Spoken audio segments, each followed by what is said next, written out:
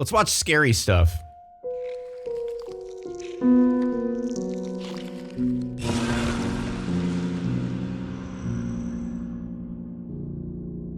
Eh.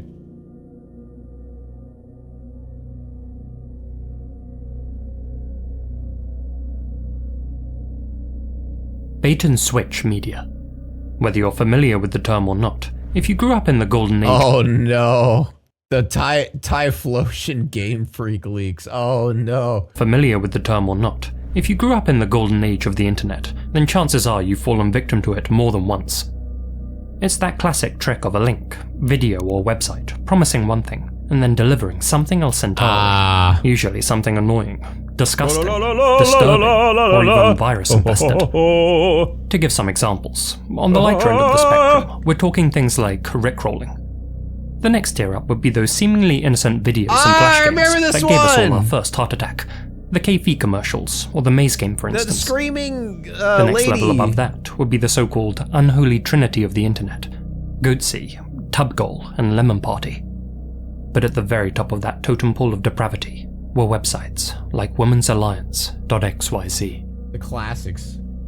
Created in October 2020 by notorious internet sadist Obok Meatgod, womensalliance.xyz disguised itself as a feminist blogging community with a landing page which read as follows. This website contains stories of female empowerment. Some of these stories may upset or offend sensitive users. This site is unsuitable for children. The moment users entered the site, their screens would forcibly switch to full screen mode.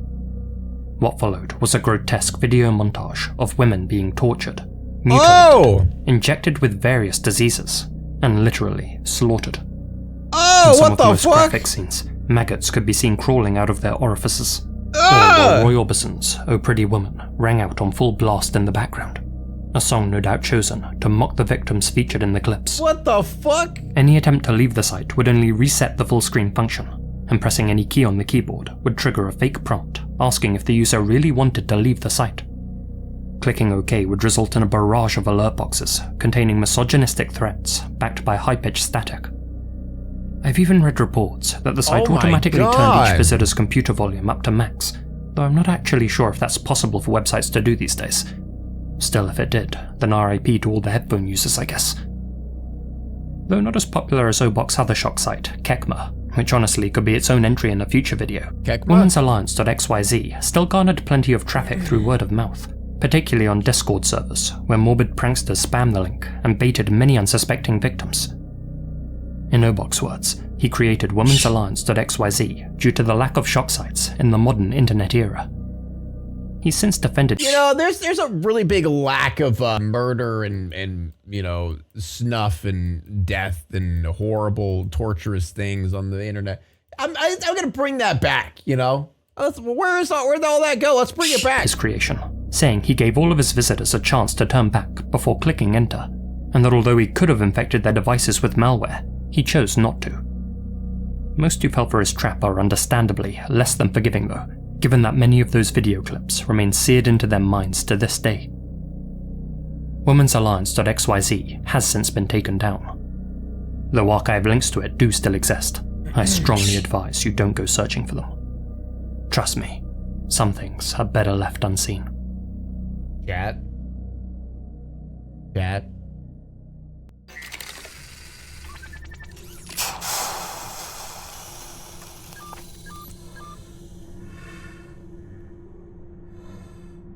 Okay. It was the 16th of January, 2022, and family man Hubert Washam had just left his Alabama home to grab a bite to eat. It had been a perfectly normal day up until that point, with Hubert having spent most of it at his 8-mile residence with his family. But no more than 20 minutes after stepping out of his front door, Hubert received a frantic call from his autistic son, Desmond. "Dad, Damien killed Mummy." Hubert's heart immediately sank. Damien was Hubert's younger son, a 23-year-old man who, in recent weeks, had begun acting unusually, ranting about reptilian overlords, preaching about the Egyptian underworld, staring at the sun to absorb its energy, and sending links to his sisters in an attempt to convince them of his newfound beliefs. Oh, it was God. then that Hubert remembered an item that Damien had recently purchased. A katana? sword. In a state of pure panic, Hubert rushed back to the small family home and found his wife of 30 years, Helen Nettles Washam, unresponsive on the floor. Oh, man. There were 19 slashes to her head, neck, and arms. Realizing that she was already gone, Hubert then ran upstairs to check on the rest of his family. His other son, Desmond, had been lacerated, and his brother-in-law, George, was missing half of his face. Oh, God. Both were thankfully still alive, Oh, they're and they explained alive! how Damien had attacked them with a katana before fleeing to an abandoned house nearby. After the police were alerted to his location, Damien took off in his 2000 Honda Accord, sword in hand, and led deputies on a chase that ended when spike strips immobilized his vehicle. He was swiftly apprehended and charged with his mother's slaying, but was later found not guilty by reason of insanity. Up until that point, Damien had no prior run-ins with the law, and his social media pages showed no signs of him losing his grip on reality. Those who knew him best spoke of how normal and well-adjusted he was. But according to his father, between 4 and 6 weeks before the tragedy unfolded, Damien had fallen down a dark rabbit hole, having apparently been brainwashed by a mysterious online group that he had encountered in a Call of Duty lobby. Oh, God, not Call of Duty. He had started listening to some crazy group of people, like a cult or something, Hubert told the media. We'd never had any problems out of him, and then all of a sudden, he started acting paranoid. This is so spooky and not sad at all, Pig. Shut up. It says disturbing things. Scary. You want to watch ghosts? A year and a half before Damien took his mother's life, a channel called the University of Cosmic Intelligence began uploading videos to YouTube. The man behind the account was Rashad Jamal White, an Atlanta-based rapper with convictions for battery, strangulation, and suffocation. Yeah, I think that's a guy that it's a guy that I would trust, you know. He'd been charged in connection with a murder, but wasn't convicted. Yeah, real ghosts. By late 2020, Rashad had turned over a new leaf and decided that rather than take from society, he was going to give back to it. And what he had to offer was his godly wisdom. Welcome to the University of Cosmic Intelligence.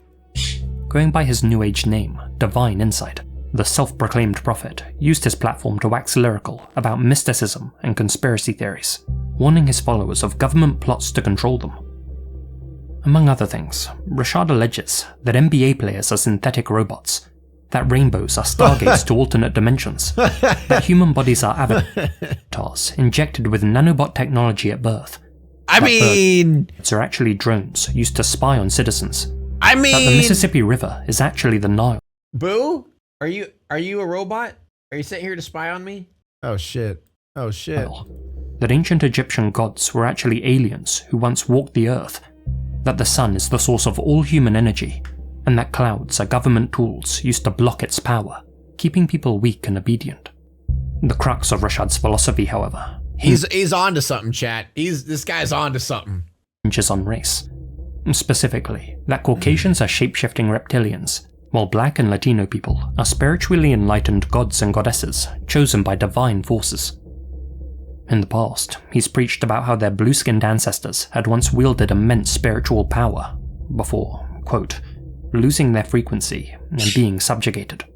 Despite being as convincing as a Zuckerberg smile, the teachings of cosmic intelligence struck a chord with many people, particularly the disenfranchised, marginalized, and frankly gullible. Yeah. With so many people in the modern era lacking a sense of meaning and purpose in life, Rashad was able to amass a worryingly large fanbase, with over 200,000. It's such a common conspiracy and it's always whittled down to racism. Yeah, I know. Some people subscribe. Have we consider meth as a factor as well? No, you know, I'm with this guy. Like the blue overlords that had spiritual power that could like shoot lasers out of their eyes. I'm with that. Subscribing to his YouTube channel, 150,000. Wait, 150? Wait, yo, what? You said what? Gullible. With so many people in the modern era lacking a sense of meaning and 200,000 subscribers, Rashad was able to amass a worryingly large fanbase, with over 200,000 people. What the fuck? People subscribing to his YouTube channel, 150,000 to his TikTok. Wow. And 105,000 to his Instagram page. That's crazy. Visiting the group's website, Rashad claims to have founded his online university to enlighten and illuminate the minds of carbonated beings. But if we look a little deeper beneath the surface, it becomes quite apparent that cosmic intelligence is just like every other cult. In other words, a get-rich-quick scheme masquerading as a spiritual... Dude! Really? Full access to Rashad Jamal daily, God Talk lessons, full access to all blog posts, full access to all PowerPoint lecture videos. Dude, this guy is probably rich. Free 9 Ether coupon, social media shout out. Movement. The guru's most arcane knowledge is predictably locked behind a paywall. If you want I love how you put bestseller, cheapest package, money saver. Yeah. Access to Rashad's daily live lectures, for definitely example, a money saver. You'll need to purchase one of his university's very reasonably priced subscription packages. But why waste your time with the gold and blue packages when you could go straight to Violet? As he's keen to tell you, it's the bestseller, the cheapest package, and a money saver. When am I dropping my get rich quick scheme? Oh, just wait, chat. You not only get a year's access to live lectures, but also unlock all sorts of exciting goodies, like a 9% coupon off Rashad's merch store. Damn. After all, who wouldn't want to buy one of these amazing artifacts, especially with such an attractive refund policy? All sales Despite are being final. an obvious scam, the University of Cosmic Intelligence's subscriber count has continued to grow. Rashad's followers aren't simply fans though. Many are disciples, devout believers who refer to him as God and spend thousands of dollars to finance his lifestyle.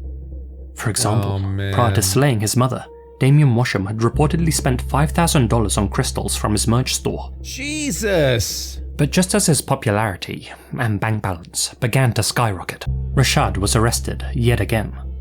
This time for SAing the child of his ex-girlfriend, Darshell Smith. Oh! He was convicted in 2023, and a Georgia judge handed him an 18-year prison sentence with an additional 22 years probation. Okay. For some, this marked the end of their faith in him. But for others, it only cemented their loyalty. Oh my God. An online petition titled Justice for Rashad Jamal Bro, I hate humans. Oh my God. quickly gathered thousands of signatures, with his followers stating that the legal case against him was a deliberate effort to suppress his spiritual power. Holy fuck. 2 members who signed the petition were Yasmin Hyder and Crystal Pinkins, an unlikely duo who had met through cosmic intelligence. Prior to becoming members, Yasmin, then 20, was a former college student in Oklahoma, and Crystal, 36, a certified health aide in Tennessee. Both came from tight-knit families who described them as ordinary and well-adjusted women. That is, before they began engaging with cosmic intelligence posts on social media sites. By August 2022, the pair had seemingly abandoned their past lives and took to traveling around the country together, living off-grid in makeshift campsites as per Rashad's teachings, free from government surveillance and isolated from their support networks. On August 14th of that same year, the duo found themselves completely out of money, having given most of what they had to Rashad. Oh my But that mattered God, not, dude. for as he had taught them, the laws of the US don't apply to them, and so they could simply take whatever they wanted. Oh no. As such, Yasmin and Crystal formulated a plan, one that would have dire consequences. That afternoon, Michaela Paulus and her boyfriend Adam Simji, both students at the University of Central... What does this have to do with the sword guy? Everything. What do you mean? This all has to do with the University of Cosmic Intelligence. It's all connected. Florida, were driving through Talladega National Forest, a final getaway before the start of the fall semester. As they made their way along a particularly quiet stretch of road, they came upon a young woman, flagging them down for assistance. Oh no, That woman was Yasmin. Never pick up random people, ever. Like, there's too many murder cases. Too many murder cases. Posing as a stranded motorist, Yasmin asked the young couple for help jump-starting her vehicle. Adam and Michaela decided to be good Samaritans and spent an hour trying to get Yasmin... Dude, it's so sad that being a good person is dangerous now. I mean, I feel like it's always been dangerous, but it's like more obviously dangerous now to just be a helpful person. You know what I mean? Car started, searching for YouTube tutorials and even calling Adam's mechanic father to figure out a possible solution. After checking the coast was clear, Yasmin pulled a firearm on the unsuspecting couple and demanded that they hand over their keys, cell phones, and bank cards. Not wanting any trouble, Michaela and Adam complied, But when Yasmin ordered them to walk into the woods, it became disturbingly apparent that they were about to be executed. In an effort to protect his girlfriend, Adam drew his concealed firearm and fired 4 shots at Yasmin, hitting her 3 times in the chest and once in the leg. Oh shit! Yasmin returned fire, hitting Adam once in the back. Michaela was a nursing student, and she desperately tried to save Adam, while Yasmin Thank you, Smith, for the prime. called out to her accomplice, Crystal, who'd been watching everything from the tree line. But rather than help, Crystal abandoned her comrade and fled deeper into the woods. Kind of Adam lived badass. for another 20 minutes after being hit. Unfortunately, it took No, dude, why? Dude, what an awesome guy. What an awesome dude. paramedics 30 minutes to arrive at the scene, by which point Adam had succumbed to his wound. Another life lost to members of Cosmic Intelligence. Man. Yasmin, on the other hand, survived the ordeal and was What? Bro, what? He got shot 1 time! And Adam shot this person 4 times and they live? That's not fair! That is not cool. No. That is bullshit. That is bullshit. I'm so angry about that. Wow. quick to give up her traitorous accomplice, Crystal. The authorities later found the 36-year-old hiding at a nearby base camp where she and Yasmin had been living in tents. Yeah, Crystal's he probably just got 5-year-old hit in child emerged the from right one of spot. them, armed It's so with a loaded stupid, shotgun. man. Thankfully, the authorities were able to disarm the boy without further incident. While searching the area for evidence, officers encountered several more tents that belonged to other members of Cosmic Intelligence. After making a full recovery, Yasmin Hyder took a plea deal and received a 35-year sentence for ending Adam's life. In exchange, she testified against her co-conspirator, Crystal Pinkins. I Despite hate not plea pulling deals. the trigger herself, Crystal was determined to have been the mastermind behind the plot and was given a life sentence. Despite Cosmic Intelligence, What? Why? Like, they both should get life sentences. What? So the person who killed Adam didn't get a life sentence, but the person who told them to kill Adam got a life sentence. Why not both? Why not both? now being linked to 2 slayings, there was nothing that directly implicated its leader, Rashad, and as such, he faced no further legal charges. And even with its leader behind bars, the University of Cosmic Intelligence continues to live on, with old clips and new jailhouse recordings being posted to the group's YouTube channel, uploaded by one of Rashad's disciples. Wait, we gotta read these. I miss you. I miss you, man, for I'm crying right now as I was vibrating high and then I fell into a low vibration. God, you touched my soul. He's gotten so strong, you can still feel his aura. My goodness, I miss learning about myself and the universe. I can't even watch other spiritual teachers. Divine insight is the time I'm on. There's no other on that type of time. Free Rashad. Recordings being posted to the group's YouTube channel, uploaded by one of Thank you for speaking to this. I overcame the emotions of being tricked with the false pretenses of helping the world in these mystery schools when I realized it wasn't good at all. I took back my power. They can't take something that is yours, and it's eternal. Rashad's disciples. Even the prison can't stop him, crying emoji. He's getting out soon. I can feel it. His soul's still shining bright. Reading through some of the top comments, Yikes. it's clear that he still has a zealous, growing fanbase. Yikes. The internet Yikes. has dramatically expanded the reach and influence of cults, making it easier than ever for them to attract and recruit new followers, especially when a growing number of people are now terminally online and yet desperate for connection. Not me. I'm Through not. social media platforms, forums, and websites, prophets like Rashad can quickly disseminate their message to a global audience, often targeting vulnerable individuals seeking community or purpose. Algorithms that promote echo chambers only amplify their influence, and those who fall prey to the teachings of these influencer gurus often don't realize the dangers they're putting themselves in. In August 2020, Dude, it does suck because the echo chamber thing is so true. Like, if you have like an echo chamber audience, like the amount of like you get recommended because so many people are commenting and liking and sharing and talking about your thing because they're so invested in it that it just gets recommended just by the algorithm. alt-right pipeline, for example, yeah. Illiterate much? You're illiterate. 23. At least 6 members of Cosmic Intelligence disappeared from St. Louis. They haven't been seen or heard from. Wait. Where? St. In Louis? August 2023, at least 6 members of Cosmic Intelligence disappeared from St. Louis. They haven't been Great, it's infected in St. Louis too? Oh no. seen or heard from. Yo, he's got new intros for each thing?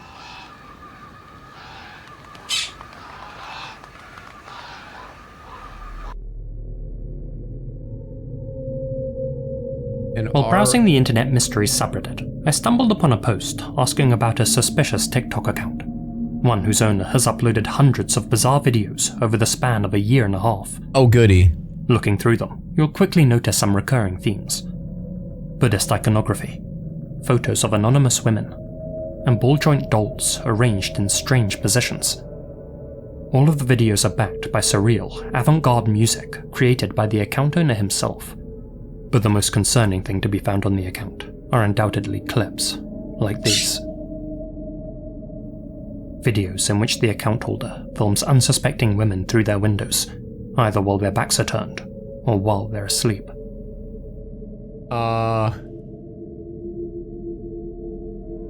This looks kind of set up though. Oh. Reddit had a field day with this one, drawing comparisons between this account and Mr. Sleepy People, the ex-YouTuber who went around licking the eyeballs of sleeping, or more likely sedated, friends and acquaintances. Ew! Many people do seem to get a kick out of filming unconscious people without their knowledge or consent, and then sharing their video creations for other somnophiles to enjoy, and this account was certainly attracting some strange followers. Others have brought up the possibility of this being an elaborate ARG, or, more worryingly, the video diary of a wannabe serial killer. Indeed, many of the videos are captioned with ominous messages, like, "need to kill." However, you'll notice I haven't given out the name of the account holder, and that's because I personally don't think there's any mystery to solve here. I'm confident that the man behind the account is mentally unwell, and that the women featured are friends and relatives. Using subtle clues found in some of the videos, Reddit user Horseballs1998 was able to pinpoint the exact building that the account holder lives in. Dude, fucking GeoGuess Andes, like, how? How could people do that shit? Like, yeah, I could find the exact building. Apartment complex on the outskirts of Tampere, Finland, designed for seniors aged 60. Thank you, Horseballs. 63 and up. There were some videos where he films outside his window. You can see a sign to a university building. I don't want to dox him and say the exact place. As for the senior housing, I just googled his address and looked at a listing for an apartment in that building. You might need to know some Finnish for this if you want to research. I don't know if Google Translate is accurate. As to why he's doing this, my guess is Alzheimer's, or some sort of disability. Perhaps inspired by this discussion on Reddit, another user made a post on r/Internet Mysteries about a similar YouTube account. One which, in my opinion, is far more sinister. Oh goody. Ramad Yunus Alfian. On October 3rd of this year, user NoPay2356 posted the following. Weird YouTube channel filming sleeping women through door. Her face is covered for some reason. On this channel there are multiple strange videos and shorts showing a woman sleeping, and even another person laying next to her in one video. The man seems to be filming through the keyhole of the door, and it seems like the woman is sensing his presence, considering her disturbed sleep and the fact that she wakes up multiple times. If anyone can find further information about this man, and possibly inform local authorities, I would greatly appreciate it. As detailed by NoPay, Ramad Yunus Alfian is an Indonesian YouTuber with several POV videos on his channel, ones in which he secretly films a sleeping couple in the dead of night. Whether Ramad knows the subjects or not is unclear, though the title of this particular video, Takang Kabul, translates to pervert in English, so it's safe to say that Ramad is well aware what he's doing is wrong. Even more worrying is that he's posted other videos of this same household to his account, which appear to have been filmed on separate nights, meaning he's repeatedly targeted this same couple on multiple occasions. In this instance, I think the connection to Mr. Sleepy People is far more apt, given that Ramad's account definitely At least revolves he's around honest. somnophilia, an attraction to the unconscious. You know, he's a creep, but you know, he's honest about it. You know, we can give him that. While it's unclear what drives this desire, it likely stems from a feeling of control or power over a vulnerable person. In response to these videos, the Reddit community quickly mobilized to track Ramad down. Looking through some of his other videos, which include his work van, Reddit user Pacosi was able to narrow down that search. Based on his other videos, I think he lives in Medan, North Sumatra, and he works as a locksmith. Thank you, Loki's Curse, for the I 5 tried to bits track of down the subs. phone number, and it belongs to someone named Martin, maybe his boss. It also reveals the address of his workplace. I'll see if I can report it to the authorities, but since I live on a different island, the best I can do is submit the information to the Cybercrime Police Department. Although, knowing the Indonesian police, they probably won't take this case seriously. Indeed, it's likely that Ramad knows he won't face any serious consequences, seeing how he's left his phone number in several video titles. Unfortunately, the internet has given rise to a growing Loki. trend of I people forgot I had it turned exploiting up. the sleeping, unsuspecting, and vulnerable. That guy's kind of hot. Non-consensual voyeurs have found a home online, where people with these disturbing inclinations can find communities that normalize their behavior. In the past, individuals with such urges would have likely kept them hidden, fearing judgment or ostracism. Now, online forums and networks allow them to connect anonymously with one another, offering them shadowy spaces to trade videos and further validate their actions, to the point where some don't even bother to hide their identities at all.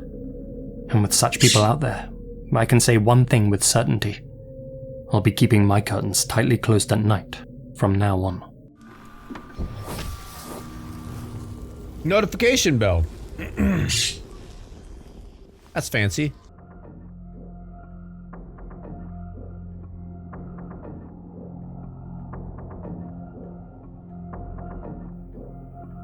In recent years, an old video game has been the subject of a lot of online attention. Oh, goody. But not because of any sense of renewed nostalgia. I play games. But rather because of some resurfaced childhood trauma.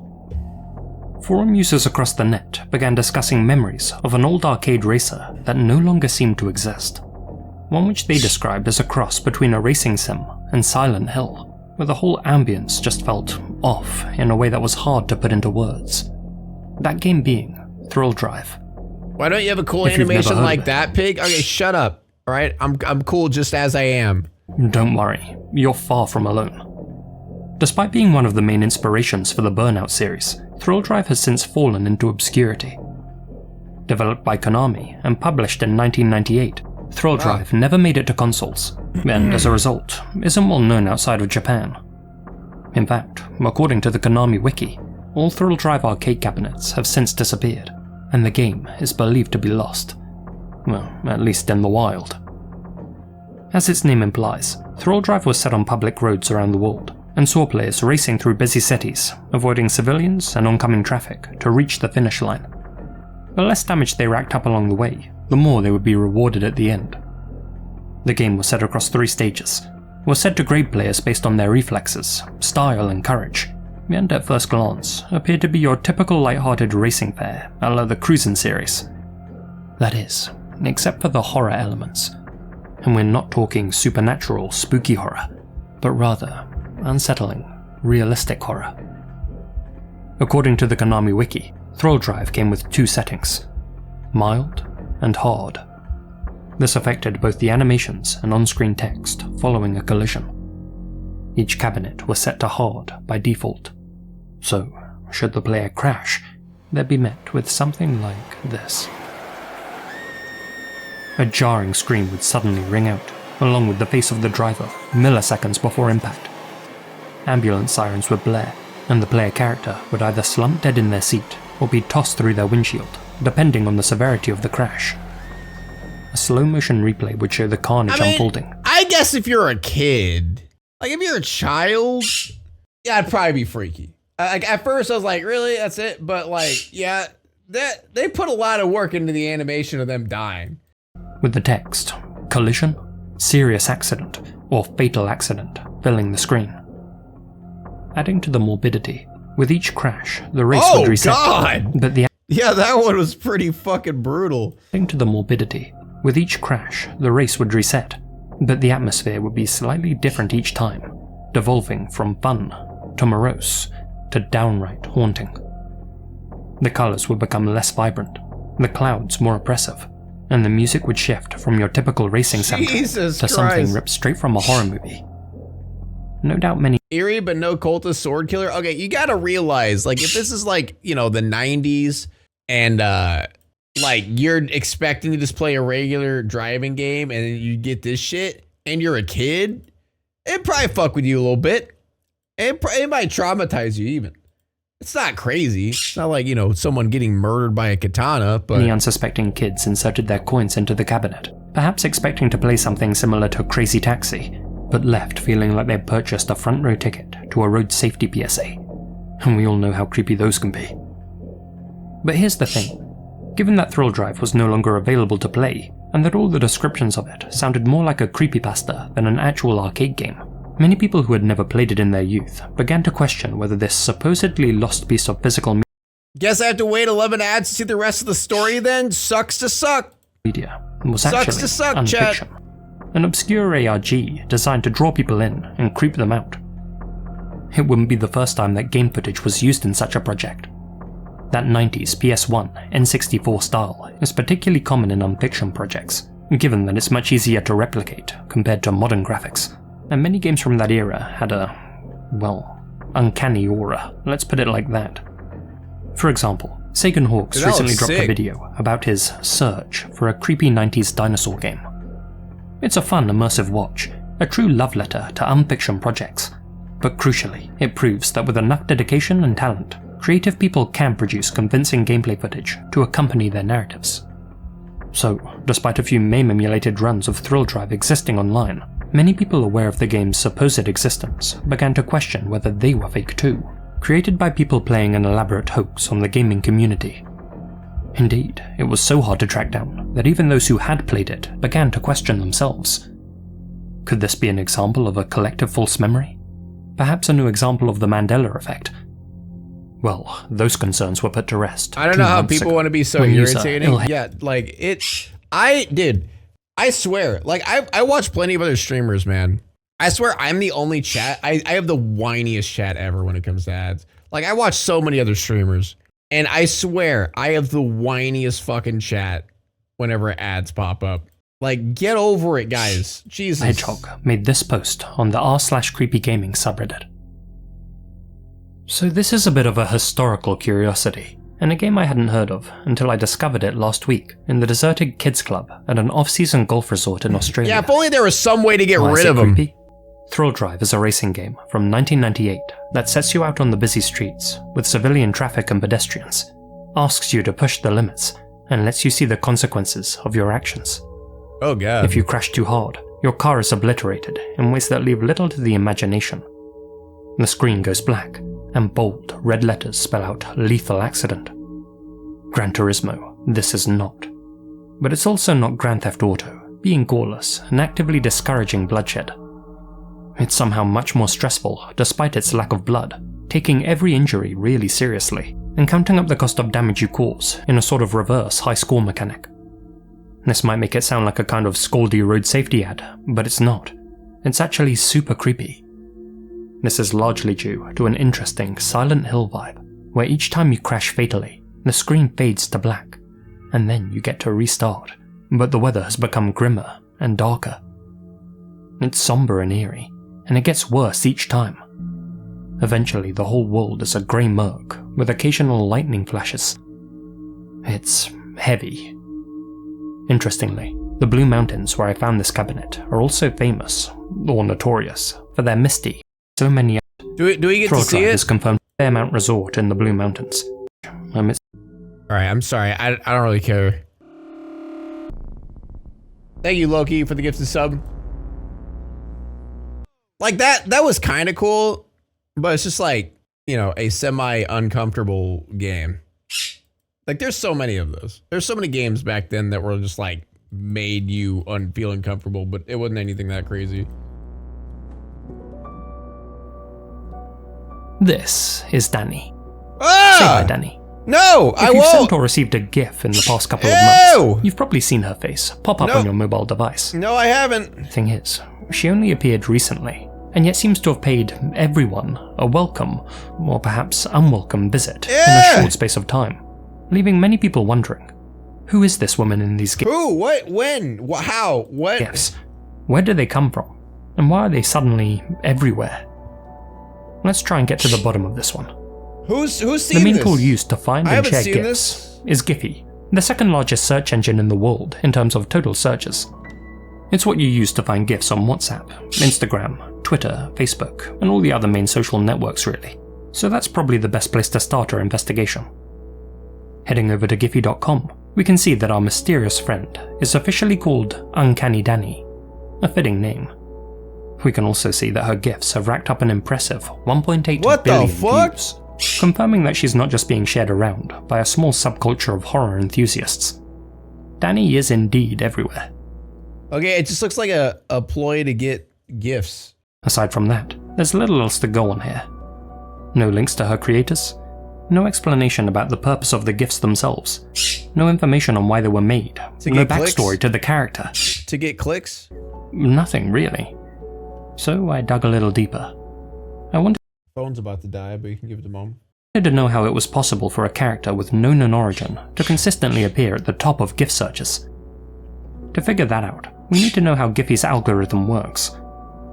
According to riseat7.com, when you upload a GIF to Giphy, you can add up to 10 hashtags to help people find it. Choosing relevant and commonly used tags will, logically, help your creation reach more people. Okay. GIFs with words typically rank higher than those without. It's clear that Danny's creator knew how to play the game, attaching her to commonly searched phrases in both English and Spanish. But simple searches like "go to sleep" and "I miss you" already have thousands of GIFs, and many more ordinary ones to choose from at that. The uncanny valley is something that appeals to me, and I mean, it just seems like people see the GIF and they're like, hey, this is something different. This isn't cringe. This is kind of like, and I'll fuck with my friends. I'll make them scared, you know? I don't know.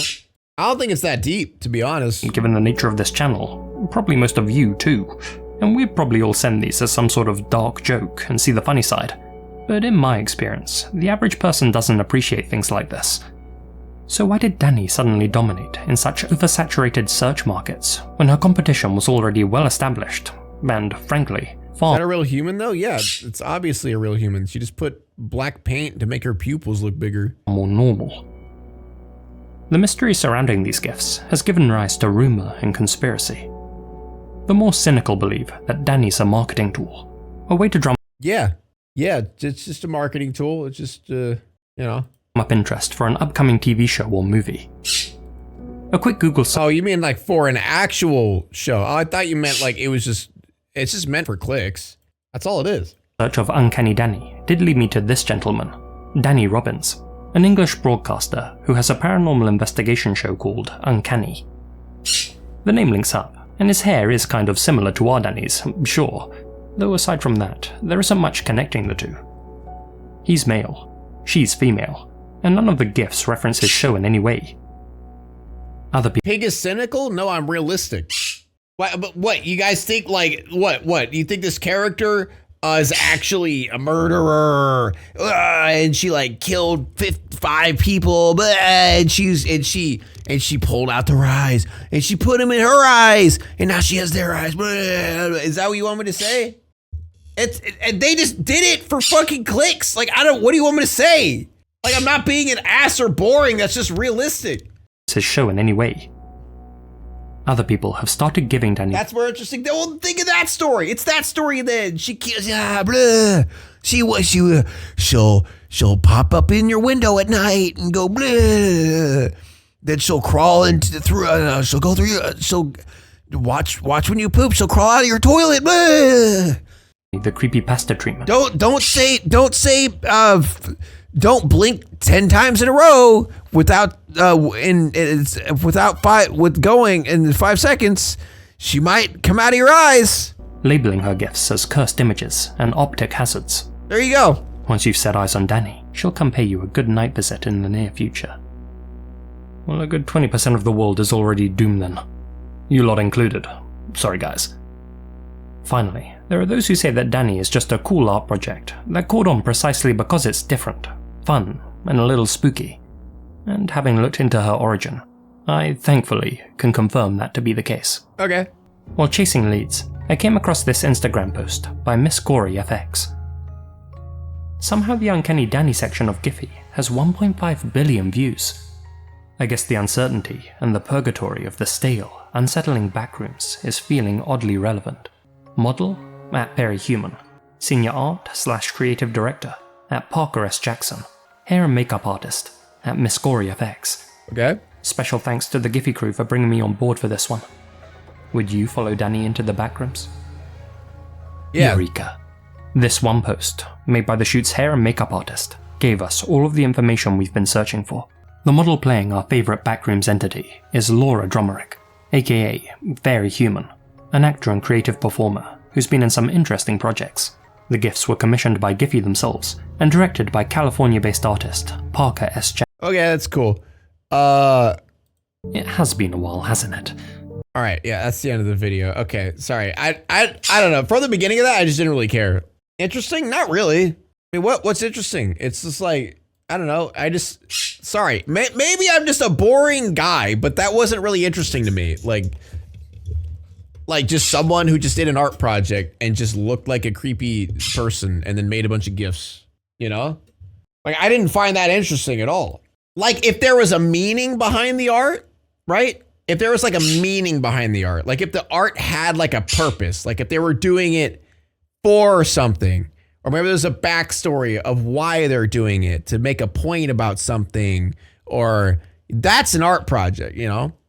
Now it's time to walk away. I hope you enjoyed your stay. Did you laugh or cry or maybe subscribed? I'll thank you either way. You know I will miss you. I hope you return. Tell your friend or your mother to get me more views, please.